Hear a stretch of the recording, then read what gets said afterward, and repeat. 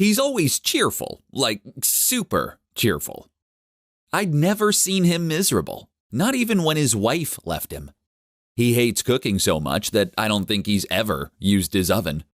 Instead, he gets takeout or sticks a ready meal in the microwave. He always wears something colorful, whether it be a bright orange shirt or neon green pants. I've always liked my Uncle Rodney. He's funny, wacky, and tells the best stories. My dad doesn't have much time for his brother. He doesn't bother seeing him much, and when he talks about him, he usually makes snide comments, such as, "Have you seen the state of his clothes? I need sunglasses just to visit him." And, "No wonder Pamela left him. He's a disgrace." I didn't think my dad was being fair. Yes, Uncle Rodney was a bit out there, but he was a good person who was going through a hard time. As behind the happy facade, I knew that he was devastated that his wife had left him. He truly loved her and did everything for her. He even forgave her after she had 2 different affairs. In the end, she left him for the man she had the first affair with. I started visiting my uncle on the weekend. I'd go around there to check if he was okay, and I'd just listen to some of his stories. He always gave an extra wide smile when he saw me and said, "Jordan, you're my favorite nephew. How grand to see you." By the way, I'm his only nephew. One time when I was around there, I noticed that there was a doll on his couch. Okay, so this wasn't a normal China doll with curly locks and a pretty dress on. This was, rubber and had holes in places normal dolls didn't. I'm 17, so I'm old enough to know exactly what type of doll that was. I didn't sit down next to it. Instead, I just stared at it. I presumed that my uncle had forgotten to put it away. Oh, this was so awkward. My uncle came into the room, saw the doll, then smiled. "Ah, I see you've met Tallulah." I stood there feeling even more awkward. I knew that my uncle was lonely, as he hadn't dated anyone since my Aunt Pamela. But what he did in his spare time was his business, and I didn't want to know about it. "I've got another 2 dolls upstairs. Do you want me to show you?" I made up some excuse about forgetting that I said I'd meet a friend in town, and I walked towards the door. My uncle didn't say anything, which I found odd, so I turned around to look at him. He sat next to Tallulah. He had his head in his hands, and he seemed upset. I'd never seen him upset before, so I knew I couldn't just leave him when he was like this. Sighing, I walked back over to him. I didn't sit down next to the doll, and I asked him what was wrong. He told me that it wasn't as weird as it seemed. He was really just lonely, and he didn't want to date anyone because he didn't think he was ready to do that again after Pamela.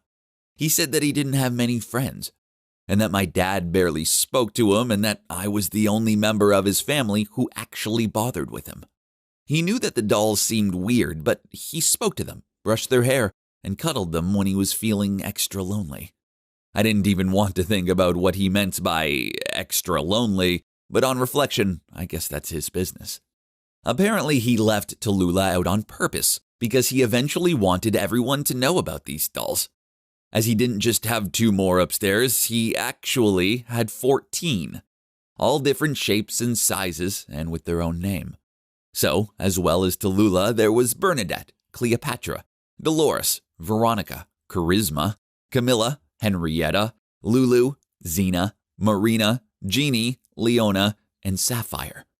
I didn't really know what to say, so I just crouched down next to him and patted his shoulder.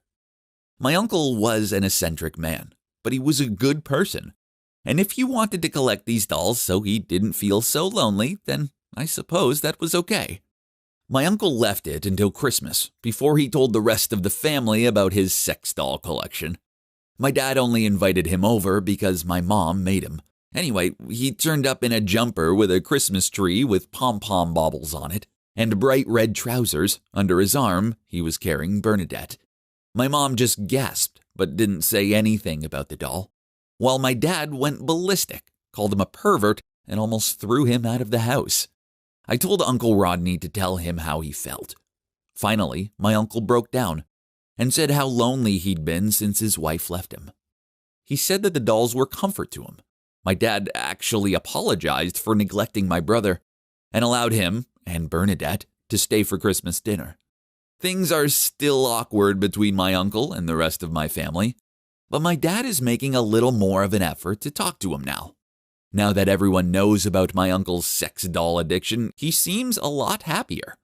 I still go round and visit him at the weekend, and seeing the dolls around the place doesn't really bother me anymore. There's always one sat at the kitchen table and on the couch. My uncle actually rotates them around the house. He also has a new doll called Guinevere, which seems to be actually his current favorite, as the last few times I've visited, she's been sat on his beloved armchair. My Uncle Rodney's sex doll addiction is odd, but he isn't harming anyone with it. As I see it, it makes him happy, so it really isn't all that bad. Please like this post if you like my story. Also, please leave a comment telling me about your family and any weird collections or hobbies they have, as I'd love to know if I'm the only one with a crazy relative.